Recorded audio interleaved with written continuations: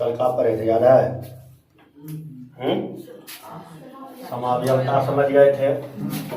समावयवता का प्रकार मैं बता दिया था। उसमें एक चीज और बता दिया था, जैसे समावयवता को दो पार्ट में बांटे थे। कौन कौन?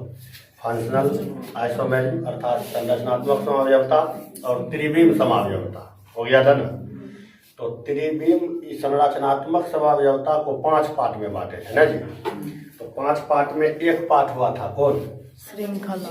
संरचनात्मक समावयवता में एक पार्ट हुआ था श्रृंखला समावयवता, जिसको हम लोग बोलते थे चेन आइसोमेरिक। क्लियर है? उसी टाइप से आपका आज जो हम लोग चलेंगे वो चलेंगे दूसरा में किसका? संरचनात्मक समावयवता का। संरचनात्मक क्या? समावयवता का दूसरा नंबर ना कौन सी? स्थान समावयवता। स्थान समावयवता अर्थात इसको हम लोग बोलते हैं पोजीशन आइसोमेरिज्म। क्लियर है ना? चलिए, इसका रियल में आप डिफिनेशन कैसे दीजिएगा स्थान समावयवता का? बहुत इजी है। तो इसको आप आराम से बोल सकते हैं कि वैसी समावयवता, क्या बोलेंगे? वैसी संरचनात्मक समावयवता जिसके मूलकों या अन्य क्रियाशील समूह के स्थान में परिवर्तन के कारण उत्पन्न होती है। अर्थात जो आप क्रियाशील समूह लीजिए या आप जैसे ही क्रियाशील समूह लीजिएगा तो उसका स्थान में सिर्फ क्या हो जाएगा? बदलाव हो जाएगा। अगर स्थान में बदलाव हो गया तो उसी को हम लोग क्या बोलेंगे? स्थानीय समावयवता। क्लियर? समझ में आ गया? अब इसी को आप दूसरे लैंग्वेज में भी बोल सकते हैं। This type of isomerism usually due to different of position is called to position isomerism. अर्थात इस प्रकार की समावयवता स्थान में अंतर के कारण, अर्थात क्रियाशील समूह के स्थान में अंतर के कारण उत्पन्न होती है। क्लियर हो गया? तो अब क्रियाशील समूह के स्थान में अंतर कैसे होगा? तो ये भी हो सकता है ना। तो अब देखिए, ध्यान से समझिएगा। जैसे एक एग्जांपल, उस मार्कर में बना देना इंक थोड़ा सा इसमें, ठीक है? जैसे आप एक एग्जांपल के तौर पर ले लीजिएगा कि स्थान में अंतर कैसे होता है। तो हम एक कंपाउंड लेते हैं C3H6O, लिए ना? देखिए, इसको हम 2 पार्ट में बांट देंगे। कैसे बांट देंगे? अनुसूत्र तो समान है ना। तो आप इसको दूसरे तरीका से भी बोल सकते हैं स्थान समावयवता में। सिर्फ इसके स्थान में क्या हो जाएगा? अंतर। मतलब कि जो जहां पर क्रियाशील समूह होंगे उसके स्थान में क्या हो जाएगा? परिवर्तन हो जाएगा। मतलब भिन्नता होगी। उसी को हम लोग क्या बोलेंगे? स्थान समावयवता। ये समझ में आ गया? तो जैसे अगर आप एग्जाम्पल के तौर पर देखिएगा तो इसको हम 2 पार्ट में बांट सकते हैं। नहीं बांट सकते हैं? पहला क्या बांटेंगे? CH3CH2CH2OH। एक हो गया? हुआ ना जी? कितना हुआ? अब देखिए, इसी को हम बदल देते हैं। कैसे बदलेंगे? CH3CHOH क्या? CH3। ऐसे भी कर सकते हैं। तो देखो ध्यान से, ये यहां था ना, इसका स्थान कहां आ गया? यहां आ गया ना? आ गया। अर्थात इसका आप ऐसे भी नाम लिख सकते हैं, प्रोपेन 1 ऑल। नहीं होगा जी? और इसका क्या होगा? प्रोपेन 2 ऑल होगा ना? देखिए, स्थान में ये क्या हुआ? परिवर्तन हुआ। क्या हो गया? स्थान में सिर्फ परिवर्तन हुआ। तो जिसके कारण इसके अंतर्गत जो समावयवता की घटनाएं घटित होती है वो कौन सा समावयवता होगा? स्थान समावयवता। कौन सा समावयवता? स्थान समावयवता। किसी को परेशानी? यहां तक में किसी को दिक्कत है ना? इसी का अगर हम दूसरा एग्जांपल लें, जैसे मान के चलिए कि दूसरा एग्जांपल हम लेते हैं नीचे में C4H कितना? 8 लिए ना? अब ध्यान से देखिए, इसके स्थान में परिवर्तन कैसे हो जाएगा? इसको हम 2 पार्ट में बांट कर कैसे भी लिख सकते हैं। CH3 CH2 CH2 CH2 ने यहाँ CH डबल बॉन्ड CH2 कर सकते हैं ना, किसी को परेशानी नहीं। अब देखिए इसी का स्थान हम क्या कर देंगे, बदल देंगे, तो यहाँ क्या हो जाएगा CH3 CH डबल बॉन्ड हो गया ना। और फिर यहाँ क्या लिखेंगे CH बॉन्ड CH3।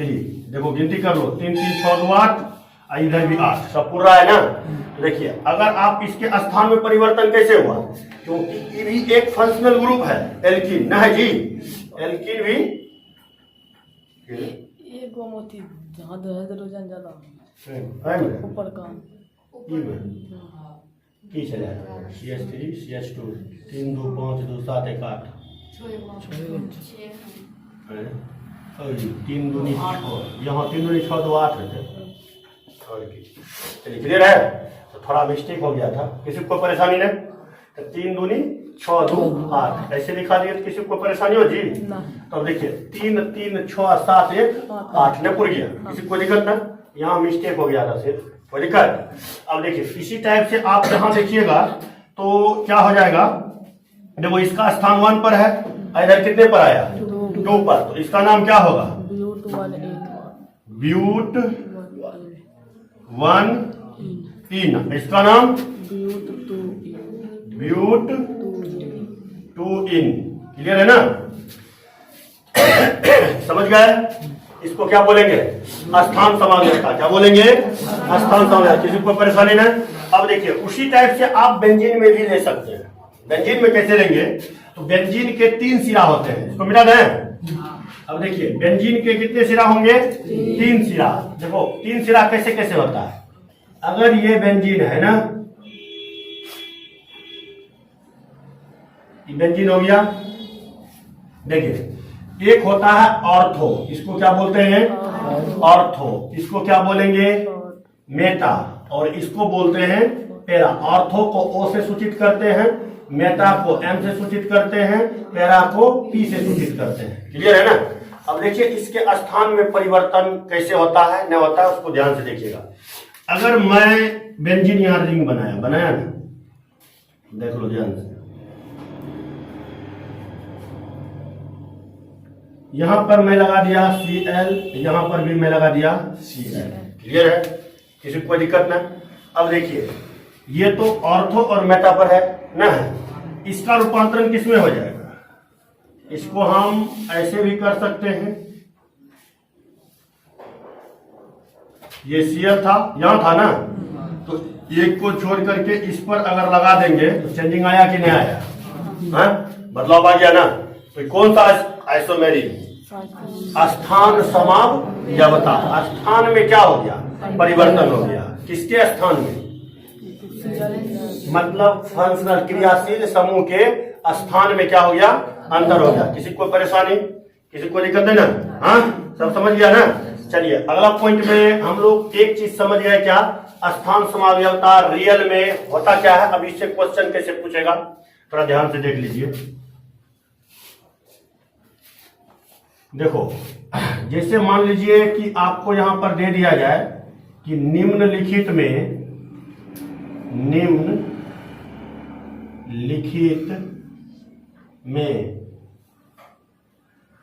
किस यौगिक में स्थान समावयवता है। क्लियर है ना। यहां आपका नाम दे देगा प्रोपेन 1 ऑल एंड, या कॉमा दे देगा और लिख देगा प्रोपेन 2 ऑल, और बी नंबर ऑप्शन दे देगा आपको but 1 ene comma but 2 ene. C number आपका ऑप्शन दे देगा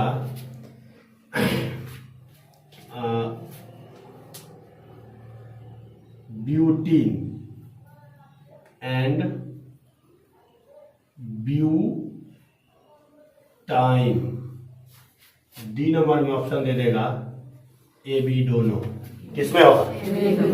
किसमें होगा? ए बी दोनों। इस प्रकार से आपको पूछ सकता है, ऑब्जेक्टिव में आ सकता है या नहीं भी आ सकता है। क्लियर है? और दूसरा तरीका स्थान समावयवता का पूछने का है कि यह आपको कैसे पूछेगा कि यहाँ दे देगा कि संरचनात्मक समावयवता क्या है, दे दिया। स्थानीय समावयवता का वर्णन करें, ऐसा अगर पूछ ले तो 5 नंबर से कम में यह क्वेश्चन नहीं रहेगा। क्लियर है ना? और ऑब्जेक्टिव में आप याद रखिएगा कि समावयवता से एक ना एक क्वेश्चन क्या होता है, निश्चित दिया जाता है। क्लियर है? क्या रहेगा? समावयवता से निश्चित रूप से एक ना एक क्वेश्चन फिक्स रहता है, कोई भी कंपटीशन हो या कोई भी वगैरह वगैरह चीज हो। क्लियर है ना? अब देखिए इसी टाइप से यहाँ समझ गए, किसी को दिक्कत नहीं ना? अब देखिए यहाँ पर ऐसे भी दे सकता है आपको। देखो दूसरा तरीका क्या देगा कि निम्न लिखित में कौन संरचनात्मक समावयवता को दिखाता है, ऐसा भी दे दिया। या प्रदर्शित करेगा, ऐसे भी दे सकता है। या संरचनात्मक समावयवता के अंतर्गत आते हैं, ऐसे भी पूछ सकता है। तो आपको 3-4 ऑप्शन देगा। पहला ऑप्शन आपको दे सकता है श्रृंखला समावयवता, श्रृंखला समावयवता। और बी नंबर में देगा ज्यामितीय समावयवता। और सी नंबर में देगा प्रकाशीय समावयवता। और डी नंबर में देगा इनमें कोई नहीं। तो बताओ कौन सा होगा? कौन सा होगा? क्या नंबर? क्यों होगा यह नंबर? क्योंकि संरचनात्मक समावयवता के अंतर्गत जो आते हैं कौन कौन आता है? श्रृंखला समावयवता, स्थान समावयवता, क्रियाशील समावयवता, चलावयवता, मध्यावयवता। क्लियर है? ये किसके अंतर्गत आएगा? संरचनात्मक समावयवता के अंतर्गत। और ये सब किसके अंतर्गत आता है? त्रिविम या आकाशीय समावयवता, आकाशीय समावयवता के अंतर्गत आते हैं। क्लियर हो गया? किसी को परेशानी नहीं? अब हम लोग इसमें आएंगे तो ये पहला दूसरा समझ गए ना, स्थान समावयवता क्या होता है, किसी को कोई दिक्कत नहीं ना? अब देखिएगा हम लोग समझेंगे कि क्या चीज। तीसरा जो आपका पॉइंट दिया गया है तीसरा नंबर में, हम लोग समझते हैं फंक्शनल आइसोमेरिज्म। क्रियाशील समावयवता होता है जी, क्रियाशील क्या समावयवता, क्रियाशील समावयवता। इंग्लिश में बोले तो फंक्शनल आइसोमेरिज्म। क्लियर है ना? अब देखिए क्रियाशील समावयवता क्या होता है, जिसको हम लोग बोलते हैं फंक्शनल आइसोमेरिज्म। लिखेंगे वैसा कार्बनिक यौगिक, क्या लिखेंगे? वैसा कार्बनिक यौगिक जिनका आणविक सूत्र समान हो। क्लियर है ना? क्या हो? आणविक सूत्र समान हो तथा क्रियाशील मूलक का जुड़ाव भिन्न भिन्न हो, उसी को क्या बोलेंगे? समझ में आ गया कि वैसा यौगिक जिनका आणविक सूत्र क्या हो? समान हो तथा क्रियाशील मूलक के जुड़ाव भिन्न भिन्न हो, उसी को क्या बोलेंगे? क्रियाशील समावयवता। अर्थात इसको दूसरे पॉइंट में भी आप बोल सकते हैं, this type of isomerism is when due to different of functional group is called to functional isomerism. अर्थात इस प्रकार की समावयवता क्रियाशील मूलक में अंतर के कारण उत्पन्न होती है। अंतर मतलब समझे, अनुसूत्र तो एक ही रहते, सिर्फ बदलाव किसमें आएगा? क्रियाशील मूलक में। नहीं जी, किसमें आएगा? क्रियाशील मूलक में। जैसे मान के चलिए, हाँ एक बात और कि अगर कहीं पर जैसे मान के चलो एक आध वो हाइड्रोजन छूट जाता है या कुछ छूट जाता है तो उसका टेंशन लेने का नहीं है, आप वहां बॉन्ड पुरा सकते हैं। मैं शुरू में ही बता दिया हूं कि कार्बन का 4 बॉन्ड पुरना चाहिए, मैं पहले बताया हूं, चाहे वो जैसे भी पूरा है, लेकिन 4 बॉन्ड उसका क्या होना चाहिए, उड़ जाना चाहिए। क्लियर समझ में आ गया? किसी को दिक्कत है ना? अब देखिए हम लोग आए हैं किसमें, क्रियाशील समाव्यवता, डेफिनेशन समझ गए। तो इसका मेन रीजन है कि इस प्रकार की जो समाव्यवता होगा, यह समाव्यवता किसमें अंतर करेगा, क्रियाशील समूह में। किसमें अंतर करेगा, क्रियाशील समूह में। जैसे एग्जाम्पल के तौर पर हम लोग आते हैं, अगर मान लीजिए हम यहां लिख दिए C2H6O लिख दिए, अनुसूत्र एक ही है, किसी को कोई परेशानी नहीं, यहां तक किसी को दिक्कत है जी नहीं ना? अब देखिएगा कि इसमें बदलाव कैसे आता है। बदलाव कैसे आएगा तो ध्यान से देखो कि इसका 2 लाइन हम बना देते हैं। क्या बना देंगे, 2 लाइन बना दिए। अब देखिए इसका एक संरचना मैं ऐसे भी लिख सकता हूं, CH3CH2OH लिख सकता हूं, मैं लिख सकता हूं जी, है? देखिए इथाइल अल्कोहल, और इसी को हम ऐसे भी बना सकते हैं, CH3OCH3। क्या हुआ, क्रियाशील समूह में अंतर नहीं हुआ जी, फंक्शनल ग्रुप में अंतर हुआ ना। यहाँ कौन फंक्शनल ग्रुप है, ईथर, और यहाँ कौन सा है, अनुसूत्र क्या है, सेम है। समझ में आ गया? किसी को कोई परेशानी नहीं ना? देखिए अगर आप इसका IUPAC नाम लिखिएगा तो ये क्या हो जाएगा, इथेन 1 ऐसे भी बोल सकते हैं, या इथेनॉल भी बोल सकते हैं, कोई परेशानी नहीं। क्लियर है ना? इसको क्या बोलेंगे, मिथॉक्सी। क्या बोलेंगे, मिथॉक्सी मीथेन। क्लियर है ना? किसका, इसका। तो देखिए क्रियाशील समूह यहाँ एल्कोहल था, तो यहाँ क्या बन गया, ईथर। तो मतलब दोनों अनुसूत्र एक के है, लेकिन क्रियाशीलता में क्या है, अंतर है। तो इस प्रकार की समावयवता को ही हम लोग क्या बोलते हैं, क्रियाशील समावयवता। क्या बोलेंगे, क्रियाशील समावयवता। याद हो गया सबको? किसी को परेशानी नहीं? अब अगला पॉइंट में हम लोग समझेंगे, अगला एग्जांपल में क्या, जैसे मान के चलिए हम ले लिए C3 लिए ना, तो H6O ले लिए जी। अब इसको कैसे दिखाएंगे, तो इसको हम ऐसे दिखा सकते हैं कि क्रियाशील समूह में अंतर कैसे होता है। तो देखो C3 है, तो C3 को CH3CH2C डबल बॉन्ड OH कर सकता हूं, कर सकता हूं। ये हमारा क्या है, प्रोपेल्डिहाइड या प्रोपेनल बोल सकते हैं। मैं बता दिया हूं इसका IUPAC नाम से क्या होता है। देखो ध्यान से समझना, जो कैंडिडेट मतलब IUPAC नाम में पढ़े हैं, शुरुआती क्लास नहीं लिए हैं, उम्मीद था कि 100 में से 90% आपको समझ में न आएगा, 10% समझ में आ जाएगा। जितना हम एग्जाम्पल देंगे उतना ही आप समझ सकते हैं, बाकी आप अपने मर्जी से ले सकते हैं, जो कैंडिडेट नए पढ़े हैं। समझ रहे ना?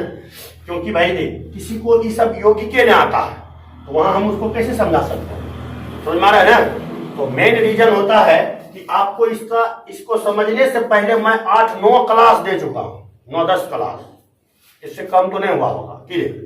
तब जाकर के मैं आया हूं किसमें, फंक्शनल ग्रुप में, मतलब आइसोमेरिज्म में तब आया हूं जब 8-9 क्लास हो गया है तब।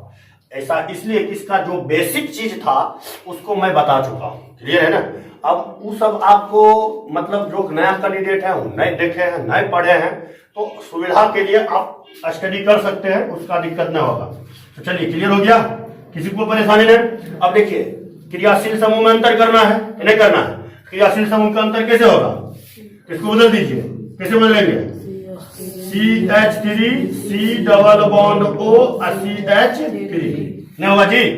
देखिए डायमिथाइल कीटोन, यहां आ गया कीटोन ग्रुप, यहां क्या हो गया, एल्डिहाइड ग्रुप। तो दोनों के किसमें अंतर है, क्रियाशील समूह में अंतर है, अनुसूत्र क्या है, समान है। क्लियर समझ में आ गया? किसी को कोई परेशानी नहीं, कोई दिक्कत नहीं ना? हाँ, अब देखिए अब दूसरा एग्जाम्पल कैसे लेंगे। एग्जाम्पल जितना ले सकता है उतना आपके लिए क्या होगा, फायदेमंद रहेगा। क्लियर है ना? बाकी आप घर में भी जाकर के बहुत सारा ले सकते हैं। जैसे देखिए अगला हम लेते हैं, मान के चलिए C4 लिए ना, H 4 दूनी 8 में 2 घटा दो, कितना होता है, 6। लिए ना। अब देखिए कहिएगा सर जी इसको क्यों लिए, एल्कीन को क्यों नहीं लिए? तो ध्यान से समझना, क्रियाशील समूह अंतर न कर रहे हैं। अगर एल्कीन लेते हैं, एल्कीन का यौगिक लेंगे तो उसको हम ट्रिपल बॉन्ड में रूपांतरित नहीं कर सकते क्योंकि वहां हाइड्रोजन अधिक होता है, नहीं होता। अगर एल्काइन लेंगे तो भाई इसका तो हाइड्रोजन लिमिट है, कहीं पर भी 2 डबल बॉन्ड घुसा देंगे, 2 हाइड्रोजन एडजस्ट नहीं कर लिया, यानी डबल बॉन्ड एगो बढ़ जाएगा तो 2 बॉन्ड तो यहाँ ले लेगा ना, तो हाइड्रोजन खींच लेगा। तो इसलिए जब भी आपको क्रियाशील समावयवता में आवे तो एल्कीन नहीं लेकर के क्या लेना है, एल्काइन। क्या लेंगे हम लोग? एल्काइन लेंगे। क्लियर, कंफर्म, सब समझ गए? अब देखिए इसमें कैसे घटता है, तो देखो ध्यान से, इसको हम 2 डिपार्टमेंट में तोड़ देते हैं। कैसे तोड़ेंगे तो ध्यान से देखिए, इसको मिटा दें, ये नाम जानते हैं जी? चलिए इसको कैसे तोड़ेंगे, C4 है तो इसको हम लिखेंगे CH3, CH2, CH, C, triple bond CH। गिनती कीजिए, 3 2 5 1 1 2 3 1 उड़ गया। अनुसूत्र के अनुसार मैं संरचना बनाई, मतलब संगणित सूत्र लिख दिया। क्लियर है ना? कभी कभी मैं संरचना ही बोलूंगा तो समझ लीजिएगा ये भी एक संरचना है, लेकिन नाम थोड़ा क्या है, अलग है, काम भी अलग है। अब देखिए क्या होगा, इसी को हम ऐसे लिखते हैं, ध्यान से देखिएगा, CH2 double bond CH bond CH double bond CH2। देखिएगा तो बहुत इजी समझ लीजिए, क्या वो कार्बन 1 2 3 1 4 कार्बन पूर गया। हाइड्रोजन क्या वो है, 2 1 3 1 4 2 6 हाइड्रोजन पूर गया। कौन ग्रुप था यहाँ पर, एल्काइन, अब बना कौन, एल्कीन। समझ में आया कि नहीं आया? था कौन, एल्काइन, अब बने रूपांतरित किस में हुआ, एल्काइन। मतलब ये 2 अनुसूत्र एक है, लेकिन इस यौगिक का फंक्शनल ग्रुप क्रियाशील समूह क्या है, भिन्न है, नहीं जी। अगर इसको आप लिखिएगा IUPAC नाम तो क्या हो जाएगा, ब्यूट 1 आइन, नहीं होगा जी।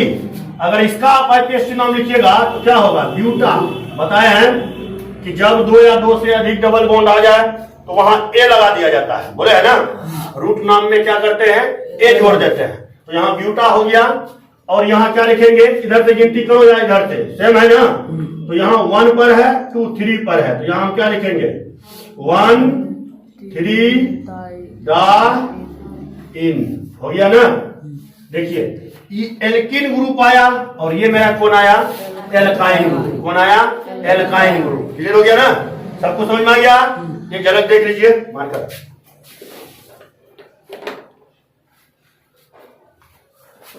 हो गया, कोई परेशानी? अब देखिए अगला हम एक और एग्जांपल लेते हैं। क्या हुआ, कुछ हुआ ठीक है।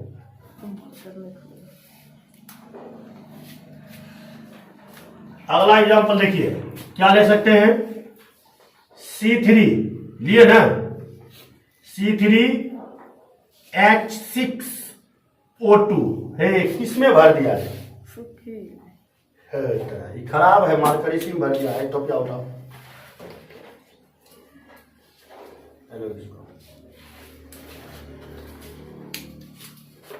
क्या लिखे, C3H6O2 लिखे ना। अब देखिए बात याद करो, हम शुरुआत में आप लोग को समझाए थे कि जब O2 आवे तो एक समूलक श्रेणी होता है, कौन कौन, एसिड और एस्टर। कौन आता है, एसिड और एस्टर, COOH कार्बोक्सिलिक एसिड और COOR क्या होता है, एस्टर। ये दोनों क्या है, सममूलक श्रेणी, ना है जी। ध्यान से समझिए, क्या है, सममूलक श्रेणी।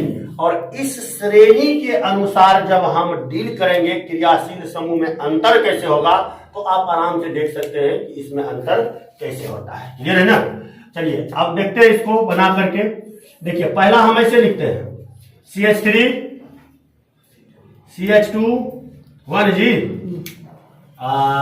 C डबल बॉन्ड OH लिख दिए। तो किसी को कोई परेशानी तो नहीं होना चाहिए हमारे ख्याल से। कौन ची हुआ है, प्रोपेनोइक एसिड नहीं हुआ जी। मैं बता दिया हूं इसका नाम लिखने के लिए, प्रोपेनोइक एसिड इसका नाम हुआ। अब देखिए गिनती कीजिए, अनुसूत्र यही है। ऑक्सीजन क्या हुआ है, यहाँ क्या हुआ है, कार्बन कितना है, तो यहाँ कितना है, हाइड्रोजन कितना है, 3 2 5 1, समझ में आ गया, किसी को परेशानी नहीं।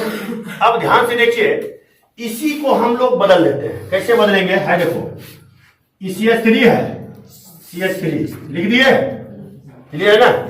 अब देखिए यहां क्या है, यहां ले लेंगे C डबल बॉन्ड O, लिखिए ना, क्या लिए, C डबल बॉन्ड O, और यहां बॉन्ड O बॉन्ड CH3, समझे, क्या ले लिए। देखो ध्यान से देखो, CH2 था जी, CH2 में ई हाइड्रोजन को जोड़ दिए, हाइड्रोजन जब इसमें जुड़ेगा तो यहाँ बॉन्ड खाली होगा, तो यहां जाकर के हम लगा दिए, डायरेक्ट लिख दिए, किसी को परेशानी हो। अब देखो ई कौन ग्रुप है, एसिड, ई कौन ग्रुप है, एस्टर, ई कार्बोक्सिलिक एसिड, और ये हमारा क्या हुआ, एस्टर हुआ। किसी को कोई परेशानी नहीं, कोई दिक्कत नहीं। इसका नाम क्या होगा, जानते हैं एस्टर का नाम, नहीं जानते हैं, देखिएगा वही उसी टाइप से है, बहुत इजी है, कैसे लिखते हैं। देखो ये क्या है, मिथाइल, यहां लिख देंगे मिथाइल, मिथाइल। देखा एसिटिक एसिड परेशान, एसिटिक एसिड नहीं लिखे छे, मिथाइल एसीटेट एकरा लिखे छे। क्या लिखना है, मिथाइल एसीटेट, समझ रहे ना। अगर यहाँ CH3 CH2 CH3 रहे, इथाइल एसीटेट, समझ रहे ना, न समझना। गिनती इधर से लिया जाएगा, मतलब ई मेन चेन हो गया, ई साइड चेन, इसका काम कर लिया, काम हो गया, क्लियर है ना। तो एस्टर साइड फंक्शनल ग्रुप नहीं बताए नहीं जी, अच्छा बताएंगे, एस्टर भी बता देंगे। क्या वो दो चार को, अच्छा उसको भी लीजिए लेते, तो समझ गया सब, किसी को परेशानी हो नहीं ना। अच्छा आप लोग 1 सेकंड के लिए दिखा दो तो अपना जलवा, C5H10O2, क्या आप दिखा सकते हैं, हाँ दिखाइए तो, हो गया, दिखा दिए, चलिए ठीक है। तो ये आपका क्या हो गया, आप देख लीजिएगा एक बार, कोई दिक्कत ना, कर दे हम, कर लीजिएगा ना। चलिए अब हम लोग लास्ट है भाई, एक और बताएंगे, कौन चीज, चौथा। देखो ध्यान से समझना, 10th लेवल में जो आता है वो मात्र समावयवता किसे कहते हैं, एगो ज्यामितीय समावयवता के 3 गो अतनी भर के लाइन दे दिया गया है, उसके बाद कुछ दिया गया नहीं है, थोड़ा बहुत प्रकाश के समावयवता आ सकता है, क्लियर है ना। अब ध्यान से देखना, जो मैं बता दिया आपको 11th 12th में पढ़ने का जरूरत नहीं पड़ेगा, समझ गए ना, वहां बिंदास होकर के समझ सकते हैं, कोई परेशानी ना है, क्लियर है ना। तो जो मैं बता रहा हूं आउट ऑफ सिलेबस है, मतलब क्या, अब समावयवता दिया है तो उसके बारे में सब कुछ जानना जरूरी है ना। तो मध्यावयवता और चलावयवता जो ये होता है ना, वो आपका 11th में चला जाता है, ठीक है ना। लेकिन हम लोग 10th में थोड़ा सा हिंट कर लेते हैं, अरे इजी है, समझ जाइएगा तुरंत, क्लियर है ना। अब समझो, किसको पढ़ेंगे पहले, मध्यावयवता, नहीं किसको देखेंगे, मध्यावयवता, इसी को देखेंगे जी। क्या नंबर जी, 4, मध्यावयवता, जिसको हम लोग बोलते हैं, देखो अगर हिंदी में मिस्टेक हो गया होगा तो इंग्लिश देख लेना, मेटा मैरिज, क्लियर है ना। मध्यावयवता बुझने, मध्यावयवता, क्लियर है, समझिए, बहुत इजी, जिंदगी में कभी नहीं भूलेगा, समझ रहे हैं। देखा वह परिभाषा छे, वैसा कार्बनिक यौगिक जिनका अनुसूत्र समान हो, क्या हो, समान हो, तथा क्रियाशील समूह भी समान हो, लेकिन एल्काइल ग्रुप का जो जुड़ाव होगा क्रियाशील समूह से वो भिन्न भिन्न हो। नहीं ले जाओ क्रियाशील समूह भी समान हुए चाहिए, अर्थात फंक्शनल ग्रुप भी एक समान होते। मध्यावता के मतलब है कि बीच में एक घटना की घटी जीते, समझ गए ना कि मतलब इसका कहने का यह हुआ कि इस प्रकार की समावयवता में अणुसूत्र समान होगा, क्रियाशील समूह भी क्या होगा, समान होगा, लेकिन अंतर किसमें रहेगा तो सिर्फ अणु के जो कि एल्काइल ग्रुप होंगे उसके जुड़ने की प्रवृत्ति में भिन्नता होगा। क्लियर है? तो उसी को हम लोग क्या बोलेंगे, मध्यावता। क्या बोलेंगे, मध्यावता। क्लियर, समझ में आ गया? सब बंदे को आ गया ना? जैसे देखिएगा बहुत इजी, बहुत बहुत ज्यादा इजी। C4H10O ले लिया, कैसे ले लिए? C4H10O। अब यहाँ तो सोचा है कि यहाँ तो हो दिमाग लगभग से सर जी की कल कर, सर जी कल के की मतलब क्रियाशीलो समूह समाने हुए चाहिए, लेकिन अंतर कौन चीज में एल्काइल ग्रुप के जुड़ाव। क्लियर चले ना? भिन्नता हो जाते तो वह कौन चीज जाते, मध्यावता। जैसे एग्जाम्पल के तौर पर आप देख सकते हैं, यहाँ पर हम एक एग्जाम्पल लेते हैं, आराम से समझ लीजिए। ये है तो इसको हम क्या लिखेंगे, CH3CH2O CH3CH2, राइट? नहीं जी, A2 है, उल्टे लिखा जाएंगे, यहाँ क्या अच्छा छोटा मोटा मिस्टेक हो जाता है, बड़ा शहर में छोटा मोटा गलती होता है। अब ये हो गया, क्लियर है ना?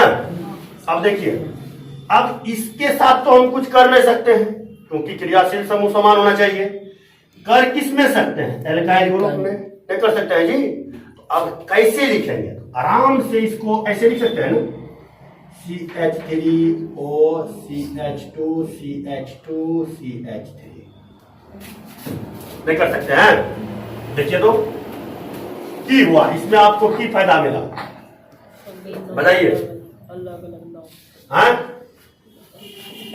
नाम से अलग अलग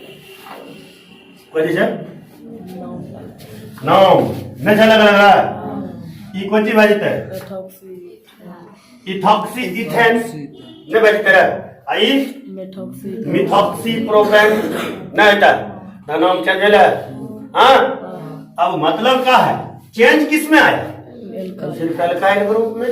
किसी को कोई बीमारी, कोई एलर्जी कचकची नहीं है, सबके स्वास्थ्य ठीक है ना? चलिए नहीं है की हो रही। अगला देखिएगा C5 H कितना 10 H10O लिए ना?